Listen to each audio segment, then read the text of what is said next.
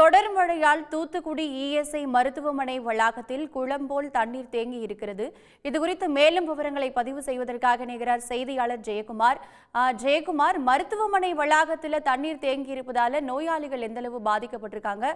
இதுகுறித்து மருத்துவமனை தரப்பிலிருந்து என்ன சொல்றாங்க?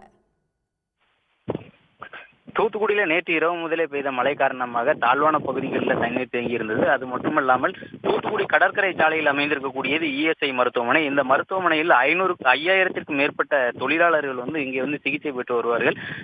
10ற்கும் மேற்பட்ட தொழிலாளர்கள் பணியாற்றக்கூடிய நிறுவனங்களிலிருந்து இஎஸ்ஐ மூலம் இந்த மருத்துவமனையில் சிகிச்சை பெறுவது வழக்கம். தினமும் 500 முதல் 1000 பேர் செல்வதாக மருத்துவமனை தரப்புல கூறப்படுகிறது. இந்த மருத்துவமனையை சுற்றி இந்த மருத்துவமனையில் பணியாற்றக்கூடிய செவிலியர்கள் மருத்துவர்கள் தங்குவதற்கான தங்கும் கோட்ரஸும் இருக்கிறது. இந்த இடத்துல இப்ப மழை பெய்தவுடன் மழை நீர் தேங்குவது வாடிக்கையாக இருந்து வருகிறது.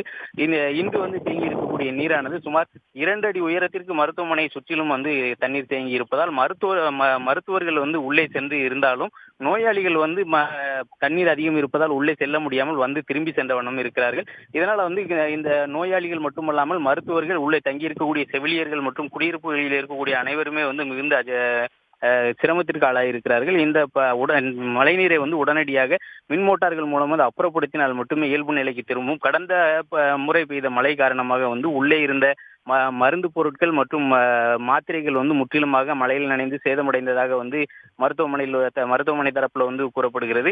இந்த நிலையில் இன்று ஒரு நாள் மழைக்கே இந்த மருத்துவமனையை சுற்றிலும் தண்ணீர் தேங்கி இருப்பதால் இன்னும் மழை தொடர்ந்து பெய்தால் மருத்துவமனைக்கு உள்ளே தண்ணீர் செல்லக்கூடிய சூழ்நிலை இருக்கும். இதனால் உள்ளே இருக்கக்கூடிய மருந்து மாத்திரைகள் இந்த ஆண்டும் சேதமடையக்கூடிய சூழ்நிலை இருக்கும் என்பதால் உடனடியாக மாவட்ட நிர்வாகம் இந்த விஷயத்தில் தலையிட்டு அந்த மழை நீரை அப்புறப்படுத்துவதோடு அங்கே தங்கியிருக்கக்கூடியவர்களின் பாதுகாப்பை கருத்தில் கொண்டு அப்புறப்படுத்தி சீரான நிலைக்கு கொண்டு வர வேண்டும் என்பது இந்த பகுதி மக்களின் கோரிக்கையாக இருக்கிறது. ஜெயக்குமார், உங்கள் கூடுதல் விவரங்களுக்கு நன்றி. உடனுக்குடன் செய்திகளை தெரிந்து கொள்ள சன் நியூஸ் பெல் ஐகானை கிளிக் பண்ணுங்க.